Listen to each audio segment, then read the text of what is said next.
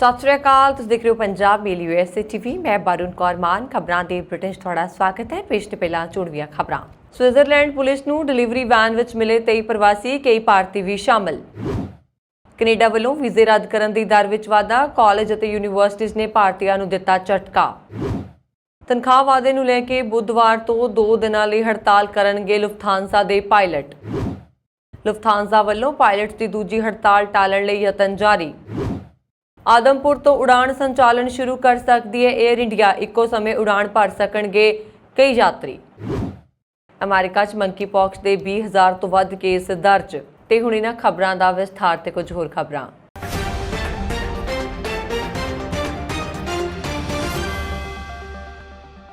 Switzerland ਦੀ police ਨੇ ਮੰਗਲਵਾਰ ਨੂੰ ਕਿਹਾ ਹੈ ਕਿ ਹਾਈਵੇ ਤੇ ਟ੍ਰੈਫਿਕ ਚੈਕਿੰਗ ਦੌਰਾਨ ਉਹਨਾਂ ਨੂੰ ਇੱਕ ਡਿਲੀਵਰੀ ਵੈਨ ਵਿੱਚ ਲਿਜਾਏ ਜਾ ਰਹੇ 23 ਪ੍ਰਵਾਸੀ ਮਿਲੇ ਨੇ, ਜਿਨ੍ਹਾਂ ਵਿੱਚ ਕਈ ਭਾਰਤੀ ਨੇ। ਪੁਲਿਸ ਨੇ ਇੱਕ ਬਿਆਨ ਵਿੱਚ ਦੱਸਿਆ ਹੈ ਕਿ ਪ੍ਰਵਾਸੀਆਂ ਦੀ ਉਮਰ 20 ਤੋਂ 50 ਸਾਲ ਦੇ ਵਿਚਕਾਰ ਹੈ ਅਤੇ ਉਹ ਅਫਗਾਨਿਸਤਾਨ, ਭਾਰਤ, ਸੀਰੀਆ ਤੇ ਬੰਗਲਾਦੇਸ਼ ਤੋਂ ਨੇ। ਨਿਡਵਾਲੈਡੇਨ ਕੈਂਟਨ ਦੀ ਪੁਲਿਸ ਨੇ ਕਿਹਾ ਕਿ ਇਤਾਲਵੀ ਰਜਿਸਟ੍ਰੇਸ਼ਨ ਨੰਬਰ ਵਾਲੇ ਇੱਕ ਵਾਹਨ ਨੂੰ ਸੋਮਵਾਰ ਸਵੇਰੇ ਕੇਂਦਰੀ ਸ਼ਹਿਰ ਲੂਸਰਨ ਦੇ ਨੇੜੇ ਬੁਚੌਸ ਵਿੱਚ ਦੋ ਹਾਈਵੇ ਤੇ ਉੱਤਰ ਵੱਲ ਜਾਂਦੇ ਸਮੇਂ ਰੋਕਿਆ ਗਿਆ। ਅਧਿਕਾਰੀਆਂ ਨੇ ਦੇਖਿਆ ਕਿ ਵੈਨ ਵਿੱਚ ਮਾਲ ਰੱਖਣ ਵਾਲੀ ਜਗ੍ਹਾ ਵਿੱਚ ਪ੍ਰਵਾਸੀਆਂ ਨੂੰ ਖੜੇ ਕੀਤਾ ਹੋਇਆ ਸੀ ਅਤੇ ਕੋਈ ਖਿੜਕੀ ਵੀ ਨਹੀਂ ਸੀ। ਪੁਲਿਸ ਨੇ ਦੱਸਿਆ ਕਿ ਵੈਨ ਕਈ ਘੰਟਿਆਂ ਤੱਕ ਬਿਨਾਂ ਰੁਕੇ ਚੱਲ ਰਹੀ ਸੀ। ਪੁਲਿਸ ਮੁਤਾਬਕ ਪ੍ਰਵਾਸੀ ਸਵਿਟਜ਼ਰਲੈਂਡ ਤੋਂ ਬਾਹਰ ਯੂਰਪੀ ਦੇਸ਼ਾਂ ਦੀ ਯਾਤਰਾ ਕਰਨਾ ਚਾਹੁੰਦੇ ਸਨ। ਪੁਲਿਸ ਨੇ ਦੱਸਿਆ ਕਿ ਵੈਨ ਦਾ ਡਰਾਈਵਰ ਗਾਂਬੀਆ ਦਾ ਰਹਿਣ ਵਾਲਾ 27 ਸਾਲਾ ਵਿਅਕਤੀ ਹੈ ਜੋ ਇਟਲੀ ਵਿੱਚ ਰਹਿੰਦਾ ਹੈ। ਉਹਨਾਂ ਨੇ ਕਿਹਾ ਕਿ ਡਰਾਈਵਰ ਨੂੰ ਗ੍ਰਿਫਤਾਰ ਕਰ ਲਿਆ ਗਿਆ ਹੈ ਅਤੇ ਮਨੁੱਖੀ ਤਸਕਰੀ ਦੇ ਮਾਮਲੇ ਵਿੱਚ ਉਸ ਖਿਲਾਫ ਜਾਂਚ ਕੀਤੀ ਜਾ ਰਹੀ ਹੈ। ਸੁਨਹਿਰੇ ਭਵਿੱਖ ਦੀ ਆਸ ਵਿੱਚ ਕੈਨੇਡਾ ਵਿਦਿਆਰਥੀਆਂ ਦੀ ਪਹਿਲੀ ਪਸੰਦ ਹੈ। ਕੈਨੇਡਾ ਦੀਆਂ ਵੀਜ਼ਾ ਅਰਜ਼ੀਆਂ ਦਾ ਭਾਰੀ ਬੈਕਲੌਗ, ਜੋ ਇਕੱਲੇ ਭਾਰਤ ਤੋਂ 2022 ਵਿੱਚ 5 ਲੱਖ ਨੂੰ ਪਾਰ ਕਰਨ ਦੀ ਉਮੀਦ ਹੈ, ਨੇ ਇਨਕਾਰ ਕਰਨ ਦੀ ਦਰ ਉੱਚੀ ਕੀਤੀ ਹੈ। ਇਹ ਰੁਝਾਨ, ਜੋ ਕੋਵਿਡ-19 ਪਾਬੰਦੀਆਂ ਵਿੱਚ ਢਿੱਲ ਦੇ ਨਾਲ ਉੱਭਰਿਆ ਹੈ, ਨੇ ਬਹੁਤ ਸਾਰੇ ਬਿਨੇਕਾਰਾਂ ਦੇ ਭਵਿੱਖ ਦੀਆਂ ਸੰਭਾਵਨਾਵਾਂ ਨੂੰ ਪ੍ਰਭਾਵਿਤ ਕੀਤਾ ਹੈ, ਜਿਨ੍ਹਾਂ ਵਿੱਚ ਉੱਚ ਆਇਲਜ਼ ਸਕੋਰ ਵਾਲੇ ਵੀ ਸ਼ਾਮਲ ਨੇ। ਕੈਨੇਡਾ ਦੀਆਂ ਯੂਨੀਵਰਸਿਟੀਜ਼ ਵਿੱਚ ਬੀਤੇ ਸਾਲਾਂ 'ਚ ਵਿਦਿਆਰਥੀਆਂ ਵੱਲੋਂ ਵੱਡੀ ਗਿਣਤੀ ਵਿੱਚ ਅਪਲਾਈ ਕੀਤਾ ਗਿਆ, ਪਰ ਇਨਕਾਰ ਦਰ ਪਹਿਲਾਂ ਨਾਲੋਂ ਵੀ ਜ਼ਿਆਦਾ ਵਧੀ ਹੈ। ਇਹਨਾਂ ਵਿੱਚ ਵੱਡੀ ਗਿਣਤੀ 'ਚ ਭਾਰਤੀ ਵਿਦਿਆਰਥੀਆਂ ਦੀ ਰਹੀ ਹੈ। ਮੌਜੂਦਾ ਦ੍ਰਿਸ਼ ਵਿੱਚ ਵਿਗੜਿਆ ਚਿੱਤਰ ਵੱਖ-ਵੱਖ ਕਾਰਨਾਂ ਦਾ ਨਤੀਜਾ ਹੈ, ਜਿਵੇਂ ਕਿ ਐਪਲੀਕੇਸ਼ਨ ਪ੍ਰੋਸੈਸਿੰਗ ਵਿੱਚ ਇੱਕ ਗੰਭੀਰ ਬੈਕਲੌਗ, ਐਪਲੀਕੇਸ਼ਨਸ ਦੀ ਵੱਧ ਰਹੀ ਗਿਣਤੀ ਅਤੇ ਅਸਵੀਕਾਰ ਹੋਣ ਦੀ ਉੱਚ ਦਰ।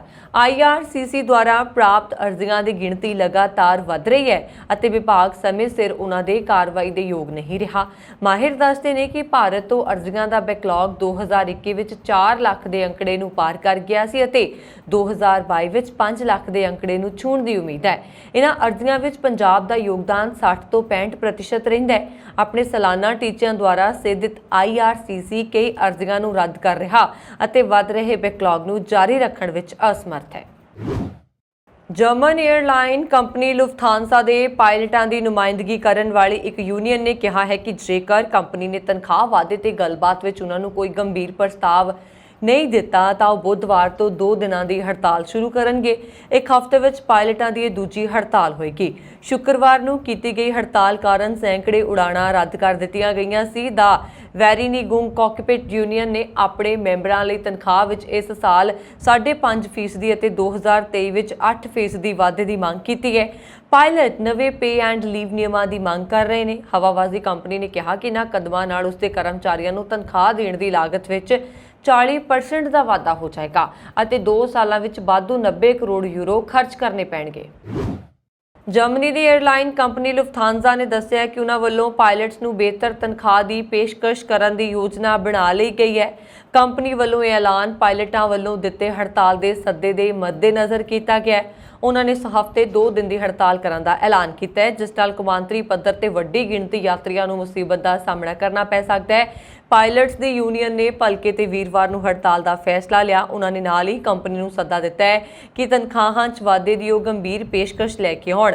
ਜ਼ਿਕਰਯੋਗ ਹੈ ਕਿ ਪਿਛਲੇ ਹਫ਼ਤੇ ਸ਼ੁੱਕਰਵਾਰ ਵੀ ਪਾਇਲਟਾਂ ਨੇ ਹੜਤਾਲ ਕਰ ਦਿੱਤੀ ਸੀ, ਜਿਸ ਕਾਰਨ ਸੈਂਕੜੇ ਉਡਾਣਾਂ ਰੱਦ ਹੋ ਗਈਆਂ ਸਨ। ਲੁਫਥਾਂਸਾ ਨੇ ਕਿਹਾ ਕਿ ਆਉਣ ਵਾਲੇ ਦਿਨਾਂ ਵਿੱਚ ਰੱਦ ਕੀਤੀਆਂ ਜਾਣ ਵਾਲੀਆਂ ਉਡਾਣਾਂ ਬਾਰੇ ਫੈਸਲਾ ਉਹ ਜਲਦੀ ਲੈਣਗੇ ਤੇ ਹੜਤਾਲ ਦਾ ਉਡਾਣ ਉੱਤੇ ਵੱਡਾ ਅਸਰ ਪਏਗਾ। ਸਿਵਲ ਏਅਰਪੋਰਟ ਆਦਮਪੁਰ ਦੇ ਨਵੇਂ ਟਰਮੀਨਲ ਦੇ ਚਾਲੂ ਹੁੰਦੇ ਹੀ ਹਾਲ ਹੀ ਵਿੱਚ ਟਾਟਾ ਗਰੁੱਪ ਵੱਲੋਂ ਐਕਵਾਇਰ ਕੀਤੀ ਗਈ air India Adampur Delhi sector ਵਿੱਚ ਫਲਾਈਟਾਂ ਦਾ ਸੰਚਾਲਨ ਸ਼ੁਰੂ ਕਰ ਸਕਦੀ ਹੈ। 에ਅਰ ਇੰਡੀਆ ਦੇ ਅਧਿਕਾਰੀਆਂ ਵੱਲੋਂ ਆਦਮਪੁਰ ਵਿੱਚ ਮੁਹੱਈਆ ਸਹੂਲਤਾਂ ਦੀ ਜਾਣਕਾਰੀ ਇਕੱਠੀ ਕੀਤੀ ਜਾ ਰਹੀ ਹੈ। ਸਿਵਲ 에ਅਰਪੋਰਟ ਆਦਮਪੁਰ ਵਿੱਚ ਬੀਤੇ ਲਗਭਗ 2.5 ਸਾਲਾਂ ਤੋਂ ਯਾਤਰੀ ਫਲਾਈਟਾਂ ਦਾ ਰੈਗੂਲਰ ਤੌਰ ਤੇ ਸੰਚਾਲਨ ਨਹੀਂ ਹੋ ਸਕਿਆ। ਸਾਲ 2018 ਤੋਂ ਲੈ ਕੇ 2020 ਤੱਕ ਆਦਮਪੁਰ ਦਿੱਲੀ ਤੋਂ ਇਲਾਵਾ ਆਦਮਪੁਰ ਬੰਬਈ ਅਤੇ ਆਦਮਪੁਰ ਜੈਪੁਰ ਸੈਕਟਰ ਤੇ ਫਲਾਈਟ ਦਾ ਸੰਚਾਲਨ ਕਰਨ ਵਾਲੀ ਇੱਕੋ ਇੱਕ ਨਿੱਜੀ 에ਅਰਲਾਈਨ ਸਪਾਈਸ ਜੈਟ ਵੱਲੋਂ ਉਡਾਣ ਐਗਰੀਮੈਂਟ ਤੇ 3 ਸਾਲ ਖਤਮ ਹੋਣ ਤੋਂ ਬਾਅਦ ਫਲਾਈਟ ਸ਼ੁਰੂ ਕਰਨ ਵਿੱਚ ਰੁਚੀ ਨਹੀਂ ਦਿਖਾਈ ਜਾ ਰਹੀ। ਇਸ ਕਾਰਨ 에ਅਰਪੋਰਟ ਹੋਣ ਦੇ ਬਾਵਜੂਦ NRIs ਦਾ ਗੜ੍ਹ ਹੋਣ ਦੇ ਬਾਵਜੂਦ ਦੁਆਬਾ ਤੋਂ 에ਅਰ ਕਨੈਕਟੀਵਿਟੀ ਉਪਲਬਧ ਨਹੀਂ ਹੋ ਪਾ ਰਹੀ ਹੈ। ਅਮਰੀਕਾ ਵਿੱਚ ਕੋਰੋਨਾ ਵਾਇਰਸ ਮਹਾਮਾਰੀ ਦੇ ਬਾਅਦ ਹੁਣ ਮੰਕੀ ਪੌਕਸ ਲਾਗ ਦੇ ਮਾਮਲਿਆਂ ਵਿੱਚ ਵਾਧਾ ਦੇਖਣ ਨੂੰ ਮਿਲ ਰਿਹਾ। ਅਮਰੀਕਾ ਦੇ ਰੋਗ ਨਿਯੰਤਰਣ ਅਤੇ ਰੋਕਥਾਮ ਕੇਂਦਰ ਨੇ ਦੇਸ਼ ਵਿੱਚ ਮੰਕੀ ਪੌਕਸ ਦੇ 20,000 ਤੋਂ ਵੱਧ ਮਾਮਲਿਆਂ ਦੀ ਪੁਸ਼ਟੀ ਕੀਤੀ ਹੈ। ਮੰਗਲਵਾਰ ਨੂੰ CDC ਦੁਆਰਾ ਜਾਰੀ ਕੀਤੇ ਗਏ ਤਾਜ਼ੇ ਅੰਕੜਿਆਂ ਦੇ ਅਨੁਸਾਰ ਅਮਰੀਕਾ ਵਿੱਚ ਮੰਕੀ ਪੌਕਸ ਦੇ 20,733 ਮਾਮਲਿਆਂ ਦੀ ਪੁਸ਼ਟੀ ਹੋਈ ਹੈ। CDC ਦੇ ਅੰਕੜਿਆਂ ਦੇ ਅਨੁਸਾਰ ਕੈਲੀਫੋਰਨੀਆ ਵਿੱਚ ਸਭ ਤੋਂ ਵੱਧ 3,833 ਕੇਸ ਨੇ। ਇਸ ਦੇ ਬਾਅਦ ਨਿਊਯਾਰਕ ਵਿੱਚ 3,526 ਅਤੇ ਫਲੋਰੀਡਾ ਵਿੱਚ 2,126 ਕੇਸ ਨੇ।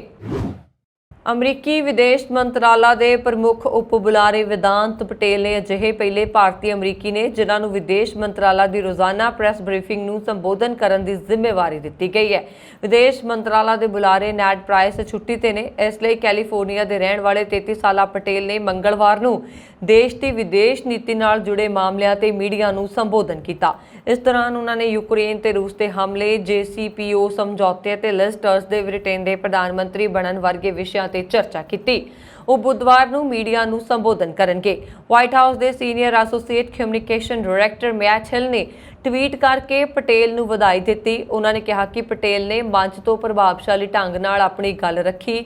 ਹਿਲ ਨੇ ਕਿਹਾ, ਵਿਸ਼ਵ ਮੰਚ ਤੇ ਅਮਰੀਕਾ ਦੀ ਨੁਮਾਇੰਦਗੀ ਕਰਨਾ ਬਹੁਤ ਵੱਡੀ ਜ਼ਿੰਮੇਵਾਰੀ ਹੈ ਅਤੇ ਵਿਦਾਂਤ ਨੇ ਇਸ ਨੂੰ ਬਹੁਤ ਹੀ ਪੇਸ਼ੇਵਰ ਤਰੀਕੇ ਨਾਲ ਅਤੇ ਬੇਬਾਕੀ ਨਾਲ ਨਿਭਾਇਆ।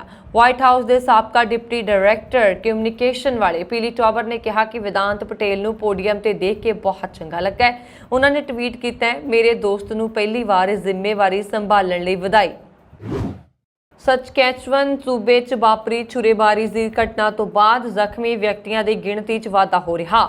ਸਚਕੈਚਵਨ ਰਾਇਲ ਕੈਨੇਡੀਅਨ ਮਾਊਂਟਡ ਪੁਲਿਸ ਨੇ ਦੱਸਿਆ ਕਿ 10 ਜਾਣਿਆਂ ਨੂੰ ਕਤਲ ਕਰਨ ਵਾਲੇ 2 ਮੁਲਾਜ਼ਮਾਂ 'ਚੋਂ ਡੈਮੀਅਨ ਸੈਂਡਰਸ ਦੀ ਲਾਸ਼ ਮਿਲੀ ਹੈ, ਜਦਕਿ ਉਸ ਦਾ ਦੋਸ਼ੀ ਭਰਾ ਮਾਈਲੇਸ ਸੈਂਡਰਸਨ ਅਜੇ ਫਰਾਰ ਹੈ। ਇਸ ਦੀ ਪੁਸ਼ਟੀ ਸਚਕੈਚਵਨ RCM ਦੀ ਪੁਲਿਸ ਨੇ ਰੌਂਡਾ ਬਲੈਕਮੋਰ ਕਮਾਂਡਿੰਗ ਅਫਸਰ ਨੇ ਕੀਤੀ। ਉਹਨਾਂ ਨੇ ਦੱਸਿਆ ਕਿ ਇਸ ਸਮੇਂ ਜ਼ਖਮੀ ਲੋਕਾਂ ਦੀ ਗਿਣਤੀ 18 ਹੋ ਚੁੱਕੀ ਹੈ। ਪੁਲਿਸ ਦਾ ਕਹਿਣਾ ਹੈ ਕਿ ਫਰਾਰ ਮੁਲਜ਼ਮ ਦੇ ਵੀ ਸੱਟਾਂ ਲੱਗੀਆਂ ਹੋ ਸਕਦੀਆਂ ਨੇ, ਹਾਲਾਂਕਿ ਇਸ ਦੀ ਪੁਸ਼ਟੀ ਹੋਣੀ ਬਾਕੀ ਹੈ। ਪੁਲਿਸ ਮਾਈਲਸ ਸੈਂਡਰਸਨ ਦੀ ਸਸਕੈਵਨ, ਅਲਬਰਟਾ ਤੇ ਮੈਨੀਟੋਬਾ 'ਚ ਭਾਲ ਕਰ ਰਹੀ ਹੈ।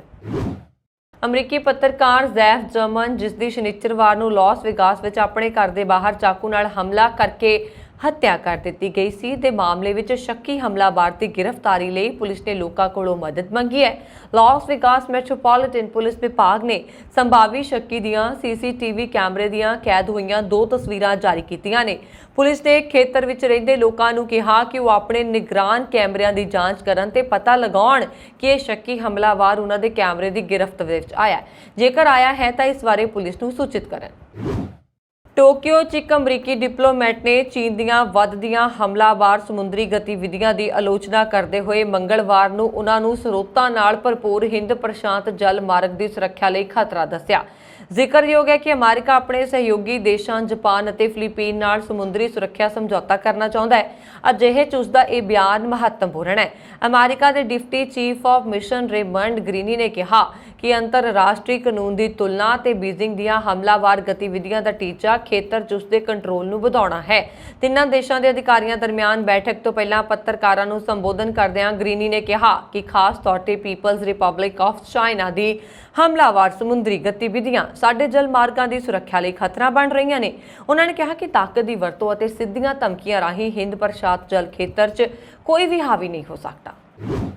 ਸੀਨੀਅਰ ਡਿਪਲੋਮੈਟ ਸੰਜੇ ਕੁਮਾਰ ਵਰਮਾ ਨੂੰ ਕੈਨੇਡਾ ਵਿੱਚ ਭਾਰਤ ਦਾ ਅਗਲਾ ਹਾਈ ਕਮਿਸ਼ਨਰ ਨਿਯੁਕਤ ਕੀਤਾ ਗਿਆ ਹੈ, ਜਦਕਿ ਅਮਿਤ ਕੁਮਾਰ, ਜੋ ਇਸ ਸਮੇਂ ਅਮਰੀਕਾ ਦੇ ਸ਼ਿਕਾਗੋ ਵਿੱਚ ਭਾਰਤ ਦੇ ਕੌਂਸਲ ਜਨਰਲ ਵਜੋਂ ਸੇਵਾਵਾਂ ਨਿਭਾ ਰਹੇ ਨੇ, ਨੂੰ ਦੱਖਣੀ ਕੋਰੀਆ ਵਿੱਚ ਅਗਲੇ ਭਾਰਤੀ ਰਾਜਦੂਤ ਵਜੋਂ ਨਿਯੁਕਤ ਕੀਤਾ ਗਿਆ ਹੈ।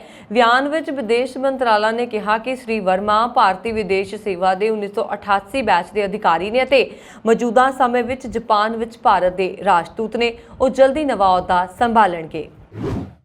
ਦੱਖਣੀ ਪੂਰਬੀ ਇੰਗਲੈਂਡ ਦੇ ਫੇਅਰਹੈਮ ਤੋਂ ਕੰਜ਼ਰਵੇਟਿਵ ਪਾਰਟੀ ਦੀ ਸੰਸਦ ਮੈਂਬਰ ਅਤੇ ਭਾਰਤੀ ਮੂਲ ਦੀ ਬੈਰਿਸਟਰ ਸੋਇਲਾ ਨੂੰ ਮੰਗਲਵਾਰ ਨੂੰ ਬ੍ਰਿਟੇਨ ਦਾ ਨਵਾਂ ਗ੍ਰਹਿ ਮੰਤਰੀ ਨਿਯੁਕਤ ਕੀਤਾ ਗਿਆ। 42 ਸਾਲਾ ਬ੍ਰੈਡਮੈਨ ਭਾਰਤੀ ਮੂਲ ਦੀ ਆਪਣੀ ਸਹਿਯੋਗੀ ਪ੍ਰੀਤੀ ਪਟੇਲ ਦੀ ਥਾਂ ਲਏਗੀ। ਬ੍ਰੈਡਮੈਨ ਹੁਣ ਤੱਕ ਬੋਰਿਸ ਜੌਨਸਨ ਦੀ ਅਗਵਾਈ ਵਾਲੀ ਸਰਕਾਰ ਵਿੱਚ ਅਟਾਰਨੀ ਜਨਰਲ ਵਜੋਂ ਸੇਵਾ ਨਿਭਾ ਰਹੀ ਹੈ। ਉਸ ਨੂੰ ਨਵ ਨਿਯੁਕਤ ਪ੍ਰਧਾਨ ਮੰਤਰੀ ਲਿਜ਼ ਟਰਸ ਨੇ ਗ੍ਰਹਿ ਮੰਤਰੀ ਨਾਮਜ਼ਦ ਕੀਤਾ ਹੈ। ਬ੍ਰੈਡਮੈਨ ਨੇ 2 ਬੱਚਿਆਂ ਦੀ ਮਾਂ ਹੈ। ਉਹ ਤਾਮਿਲ ਉਮਾ ਅਤੇ ਗੋਆ ਮੂਲ ਦੇ ਕ੍ਰਿਸਟੀ ਫਰਨਾਂਡਸ ਦੀ ਧੀ ਹੈ। ਉਹਨਾਂ ਦੀ ਮਾਂ ਮੌਰੀਸ਼ੀਅਸ ਤੋਂ ਬ੍ਰਿਟੇਨ ਆਈ ਸੀ, ਜਦੋਂ ਕਿ ਉਹਨਾਂ ਦੇ ਪਿਤਾ 1960 ਦੇ ਦਹਾਕੇ ਵਿੱਚ ਕੀਨੀਆ ਤੋਂ ਇੰਗਲੈਂਡ ਗਏ। BBC ਦੀ ਖਬਰ ਦੇ ਅਨੁਸਾਰ ਬ੍ਰੈਡਮੈਨ ਨੂੰ ਕੁਝ ਸ਼ਰਨਾਰਥੀਆਂ ਨੂੰ ਰਵਾਂਡਾ ਭੇਜਣ ਦੀ ਸਰਕਾਰ ਦੀ ਯੋਜਨਾ ਵਰਗੇ ਉਹਨਾਂ ਪ੍ਰੋਜੈਕਟਾਂ ਦਾ ਕੰਮ ਸੌਂਪਿਆ ਜਾਏਗਾ ਜਿਨ੍ਹਾਂ ਨੂੰ ਕਾਨੂੰਨੀ ਚੁਣੌਤੀਆਂ ਦਾ ਸਾਹਮਣਾ ਕਰਨਾ ਪਿਆ। ਉਹਨਾਂ ਨੇ ਕਿਹਾ ਕਿ ਉਹ ਬ੍ਰੈਗਜ਼ਿਟ ਦੇ ਮੌਕਿਆਂ ਦਾ ਫਾਇਦਾ ਉਠਾਉਣ, ਦੇਸ਼ ਵਿੱਚ ਬਕਾਇਆ ਮੁੱਦਿਆਂ ਨੂੰ ਹੱਲ ਕਰਨਾ ਅਤੇ ਟੈਕਸਾਂ ਵਿੱਚ ਕਟੌਤੀ ਕਰਨਾ ਚਾਹੁੰਦੇ ਨੇ। ਪ੍ਰਧਾਨ ਮੰਤਰੀ ਅਹੁਦੇ ਦੀਆਂ ਚੋਣਾਂ ਦੇ ਸ਼ੁਰੂਆਤੀ ਪੜਾਅ ਵਿੱਚ ਉਮੀਦਵਾਰ ਰਹੀ ਬ੍ਰੈਡਮੈਨ ਨੇ ਜੁਲਾਈ ਵਿੱਚ ਆਪਣੇ ਪ੍ਰਚਾਰ ਮੁਹਿੰਮ ਦੀ ਵੀਡੀਓ ਵਿੱਚ ਆਪਣੇ ਮਾਪਿਆਂ ਬਾਰੇ ਕਿਹਾ ਸੀ। ਉਹ ਬ੍ਰਿਟੇਨ ਨੂੰ ਪਿਆਰ ਕਰਦੇ ਸਨ, ਇਸ ਨੇ ਉਹਨਾਂ ਨੂੰ ਉਮੀਦ ਦਿੱਤੀ, ਇਸ ਨਾਲ ਉਹਨਾਂ ਨੂੰ ਸੁਰੱਖਿਆ ਮਿਲੀ।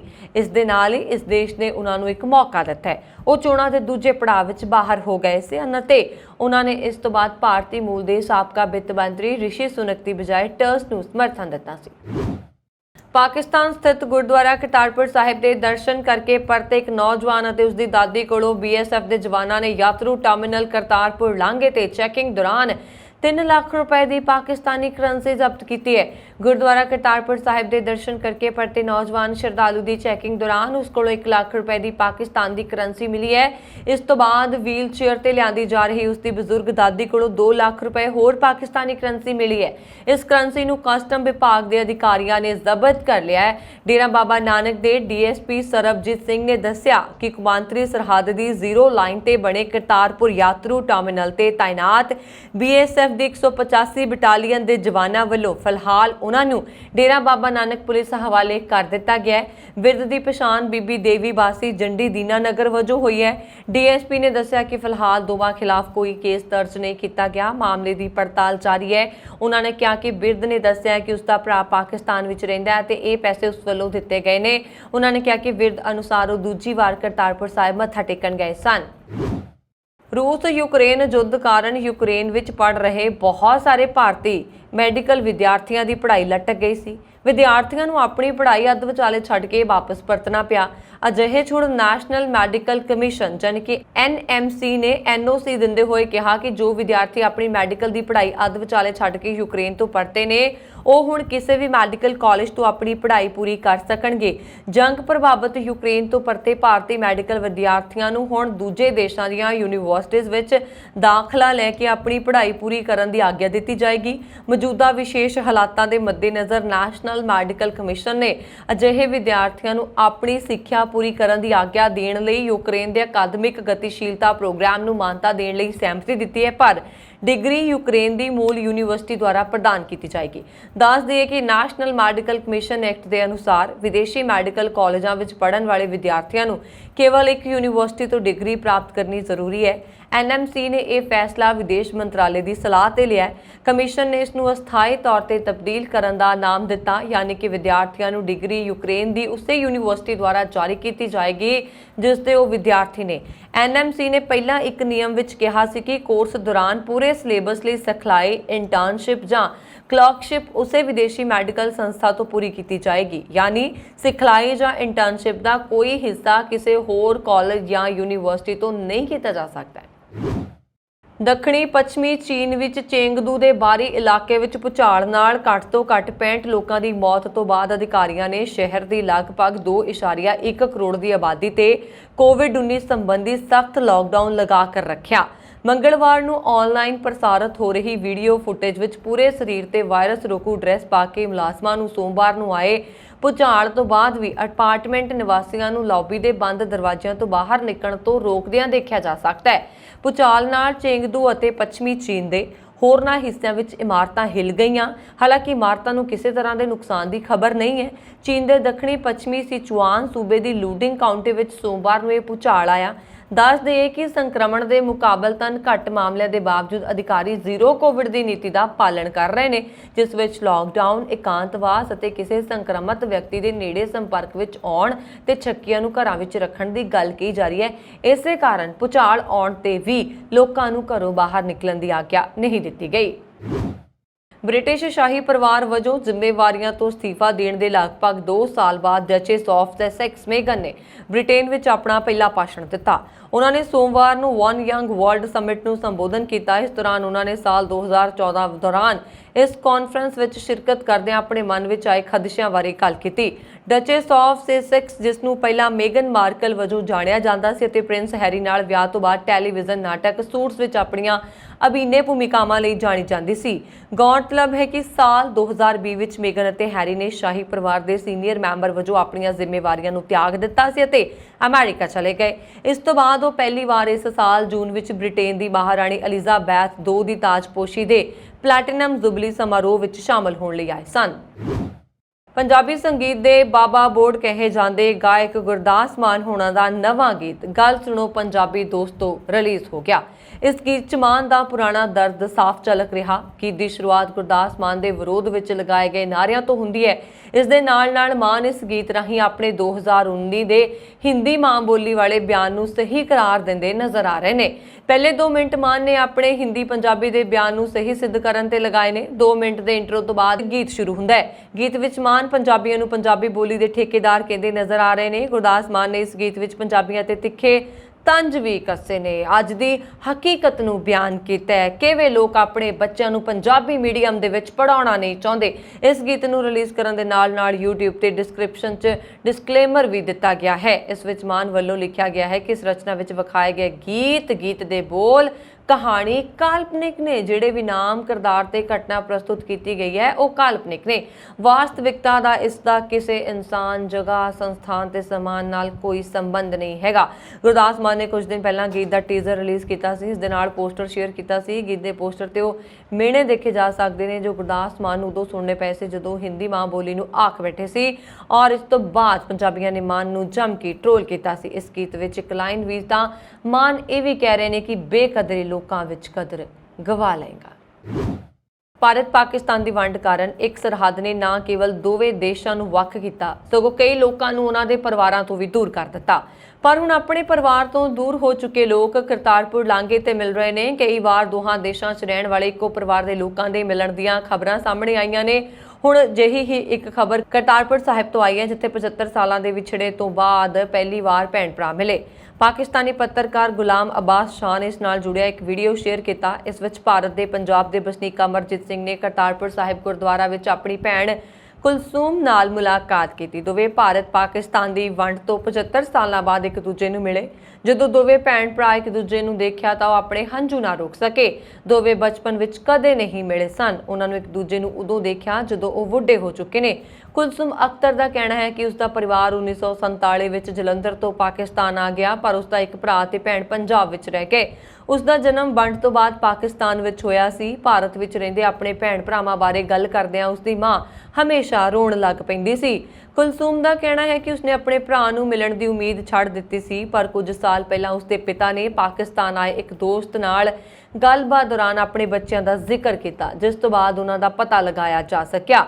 ਕਰਤਾਰਪੁਰ ਕੋਰੀਡੋਰ ਦੋਹਾਂ ਦੇਸ਼ਾਂ ਦੇ ਵਿਛੜੇ ਲੋਕਾਂ ਨੂੰ ਮਨਾ ਰਿਹਾ ਔਰ ਮਿਲਾ ਵੀ ਰਿਹਾ। ਪਿਛਲੇ ਮਹੀਨੇ ਆਜ਼ਾਦੀ ਦੀ 75ਵੀਂ ਵਰ੍ਹੇਗੰਢ ਤੋਂ ਪਹਿਲਾਂ ਦੋ ਭਰਾ ਗਲਿਆਰੇ ਤੇ ਮਿਲੇ ਸਨ। ਇੱਥੇ ਭਾਰਤ ਤੋਂ ਆਏ ਸਿੱਖਾਂ ਨੇ ਆਪਣੇ ਭਰਾ ਸਾਦਿਕ ਖਾਨ ਨਾਲ ਮੁਲਾਕਾਤ ਕੀਤੀ। ਸਿੱਖਾਂ ਦੀ ਭੈਣ ਆਪਣੇ ਪਿਤਾ ਦੰਗਿਆਂ ਵਿੱਚ ਮਾਰੇ ਗਏ ਸਨ। ਉਸ ਦੀ ਮਾਂ ਇਹ ਸਦਮਾ ਬਰਦਾਸ਼ਤ ਨਾ ਕਰ ਸਕੀ ਤੇ ਦਰਿਆ ਵਿੱਚ ਛਾਲ ਮਾਰ ਕੇ ਖੁਦਕੁਸ਼ੀ ਕਰ ਲਈ। ਸਾਦਿਕ ਉਦੋਂ 10 ਸਾਲ ਦਾ ਸੀ ਅਤੇ ਪਾਕਿਸਤਾਨ ਚਲਾ ਗਿਆ ਸੀ। ਕੁਈਨ ਐਲਿਜ਼ਾਬੈਥ II ਵੱਲੋਂ ਸਰਕਾਰ ਬਣਾਉਣ ਲਈ ਮਿਲੇ ਰਸਮੀ ਸੱਦੇ ਮਗਰੋਂ ਕੰਜ਼ਰਵੇਟਿਵ ਪਾਰਟੀ ਦੀ ਨਵੀਂ ਆਗੂ ਲਿਜ਼ ਟਰੱਸ ਨੇ ਪ੍ਰਧਾਨ ਮੰਤਰੀ ਦਾ ਅਹੁਦਾ ਸੰਭਾਲ ਲਿਆ। ਟਰੱਸ ਨੇ ਅੱਜ ਬਾਲਮੋਰਲ ਕੈਸਲ ਵਿੱਚ ਮਹਾਰਾਣੀ ਨਾਲ ਮੁਲਾਕਾਤ ਕੀਤੀ, ਜਿੱਥੇ ਉਹਨਾਂ ਨੂੰ ਰਸਮੀ ਤੌਰ ਤੇ ਬਰਤਾਨੀਆ ਦਾ ਨਵਾਂ ਪ੍ਰਧਾਨ ਮੰਤਰੀ ਨਿਯੁਕਤ ਕਰ ਦਿੱਤਾ ਗਿਆ। ਟਰੱਸ ਮਾਰਗਰੇਟ ਥੈਚਰ ਤੇ ਟੈਰੇਜ਼ਾ ਮੇ ਤੋਂ ਬਾਅਦ ਬਰਤਾਨੀਆ ਦੀ ਤੀਜੀ ਮਹਿਲਾ ਪ੍ਰਧਾਨ ਮੰਤਰੀ ਨੇ। रूस ने जापान नाल वीज़ा मुक्त यात्रा की सहूलत के समझौते ਨੂੰ ਤੋੜ ਦਿੱਤਾ। इस तहत जापानी नागरिकों ਨੂੰ प्रशांत सागर के 4 विवादित टापुआं की यात्रा ਲਈ वीज़ा मुक्त सहूलत दी गई सी। एक सरकारी आदेश ਵਿੱਚ ਇਹ जानकारी दी गई है। शिन्हुआ न्यूज़ एजेंसी के मुताबिक 1999 ਵਿੱਚ ਹੋਏ ਸਮਝੌਤੇ ਤਹਿਤ ਇਨ੍ਹਾਂ ਟਾਪੂਆਂ ਦੇ ਸਾਬਕਾ ਵਸਨੀਕਾਂ ਤੇ ਉਹਨਾਂ ਦੇ ਪਰਿਵਾਰਕ ਮੈਂਬਰਾਂ ਨੂੰ ਰੂਸ ਦੇ ਅਧਿਕਾਰ ਵਾਲੇ ਟਾਪੂਆਂ ਵਿੱਚ ਵੀਜ਼ੇ ਤੋਂ ਬਿਨਾਂ ਜਾਣ ਦੀ ਆਗਿਆ ਦਿੱਤੀ ਗਈ ਸੀ। ਇਹ ਟਾਪੂ ਰੂਸ ਵਿੱਚ ਸਾਊਦਰਨ ਕੁਰਲਿਜ਼ ਅਤੇ ਜਾਪਾਨ ਵਿੱਚ ਨਾਰਦਰਨ ਟੈਰੀਟਰੀਜ਼ ਵਜੋਂ ਜਾਣੇ ਜਾਂਦੇ ਨੇ। ਪੰਜਾਬ ਦੇ ਸਾਬਕਾ ਕੈਬਨਿਟ ਮੰਤਰੀ ਸਾਧੂ ਸਿੰਘ ਧਰਮਸੋਤ ਨੂੰ ਭਾਵੇਂ ਪੰਜਾਬ ਅਤੇ ਹਰਿਆਣਾ ਹਾਈ ਕੋਰਟ ਤੋਂ ਜ਼ਮਾਨਤ ਮਿਲ ਗਈ ਹੈ, ਪਰ ਦੂਜੇ ਦਿਨ ਵੀ ਉਹਨਾਂ ਨੂੰ ਨਾਭਾ ਦੀ ਨਵੀਂ ਜ਼ਿਲ੍ਹਾ ਜੇਲ੍ਹ ਤੋਂ ਬਾਹਰ ਨਹੀਂ ਕੱਢਿਆ ਗਿਆ। ਦਰਅਸਲ ਮੋਹਾਲੀ ਅਦਾਲਤ ਵੱਲੋਂ ਜੋ ਜੇਲ੍ਹ ਪ੍ਰਸ਼ਾਸਨ ਨੂੰ ਫੈਕਸ ਆਈ ਹੈ ਉਸ ਵਿੱਚ ਤੱਥ ਸਹੀ ਨਹੀਂ ਸਨ, ਕਿਉਂਕਿ ਧਾਰਾਵਾਂ 'ਚ ਵਾਧਾ ਕਰ ਦਿੱਤਾ ਗਿਆ ਹੈ। ਇਸ ਕਰਕੇ ਸਾਧੂ ਸਿੰਘ ਧਰਮਸੋਤ ਹੁਣ ਜੇਲ੍ਹ ਵਿੱਚ ਹੀ ਰਹਿਣਗੇ। ਇਸ ਤੋਂ ਨਾਰਾਜ਼ ਹੋਏ ਕਾਂਗਰਸੀ ਵਰਕਰਾਂ ਵੱਲੋਂ ਨਵੀਂ ਜ਼ਿਲ੍ਹਾ ਜੇਲ੍ਹ ਦੇ ਬਾਹਰ ਪੰਜਾਬ ਸਰਕਾਰ ਖਿਲਾਫ ਰੋਸ ਪ੍ਰਦਰਸ਼ਨ ਕੀਤਾ ਗਿਆ। ਇਸ ਮੌਕੇ ਜੇਲ੍ਹ ਸੁਪਰਡੈਂਟ ਰਮਨਦੀਪ ਸਿੰਘ ਭੰਗੂ ਨੇ ਕਿਹਾ ਕਿ ਫੈਕਸ ਸਾਨੂੰ ਮੋਹਾਲੀ ਅਦਾਲਤ ਵੱਲੋਂ ਮਿਲੀ ਹੈ, ਉਸ ਵਿੱਚ ਧਾਰਾਵਾਂ 'ਚ ਵਾਧਾ ਕੀਤਾ ਗਿਆ ਹੈ। ਇਸ ਕਰਕੇ ਹੁਣ ਸਾਧੂ ਸਿੰਘ ਧਰਮਸੋਤ ਦੀ ਰਿਹਾਈ ਨਹੀਂ ਹੋ ਸਕਦੀ। ਧਰਮਸੋਤ ਨੂੰ ਹੁਣ ਦੁਬਾਰਾ ਅਦਾਲਤ ਦਾ ਰੁਖ ਕਰਨਾ ਪਏਗਾ। ਦੱਸਣਯੋਗ ਹੈ ਕਿ ਕੈਪਟਨ ਅਮਰਿੰਦਰ ਸਿੰਘ ਦੀ ਸਰਕਾਰ ਵਿੱਚ ਜੰਗਲਾਤ ਮੰਤਰੀ ਰਹੇ ਸਾਧੂ ਸਿੰਘ ਧਰਮਸੋਤ ਬੀਤੇ ਦਿਨਾਂ ਤੋਂ ਨਾਭਾ ਜੇਲ੍ਹ 'ਚ ਬੰਦ ਨੇ। ਉਹਨਾਂ ਨੂੰ ਭ੍ਰਿਸ਼ਟਾਚਾਰ ਮਾਮਲੇ ਵਿੱਚ ਗ੍ਰਿਫਤਾਰ ਕੀਤਾ ਗਿਆ ਸੀ। ਧਰਮਸੋਤ ਤੇ ਦੋਸ਼ ਹੈ ਕਿ ਉਹਨਾਂ ਨੇ ਪਰਮਿਟ ਲੈਣ ਵਾਲੇ ਲੋਕਾਂ ਤੋਂ ਇੱਕ ਦਰਖਤ ਦੀ ਕਟਾਈ ਦੇ ਬਦਲੇ 500 ਰੁਪਏ ਕਮਿਸ਼ਨ ਲਏ। ਹਾਲਾਂਕਿ ਇਸ ਮਾਮਲੇ ਵਿੱਚ ਹਾਈ ਕੋਰਟ ਵੱਲੋਂ ਉਹਨਾਂ ਨੂੰ ਜ਼ਮਾਨਤ ਦੇ ਦਿੱਤੀ ਗਈ ਸੀ, ਪਰ ਇਸ ਕੇਸ 'ਚ ਨਵੀਆਂ ਧਾਰਾਵਾਂ ਜੁੜਨ ਕਾਰਨ ਹੁਣ ਸਾਧੂ ਸਿੰਘ ਧਰਮਸੋਤ ਨੂੰ ਜੇਲ੍ਹ ਵਿੱਚ ਰਹਿਣਾ ਪਏਗਾ। ਇਹ ਸਨ ਹੁਣ ਤੱਕ ਦੀਆਂ ਖਬਰਾਂ। ਮੈਨੂੰ ਵਰੁਣ ਕੌਰ ਮਾਨ ਨੂੰ ਦਿਓ ਆ ਗਿਆ। ਹੋਰ ਖਬਰਾਂ ਦੇ ਲਈ ਸਾਡਾ YouTube ਚੈਨਲ ਪੰਜਾਬ ਮੇਲ USA TV ਜ਼ਰੂਰ ਸਬਸਕ੍ਰਾਈਬ ਕਰੋ। ਸਤਿ ਸ਼੍ਰੀ ਅਕਾਲ।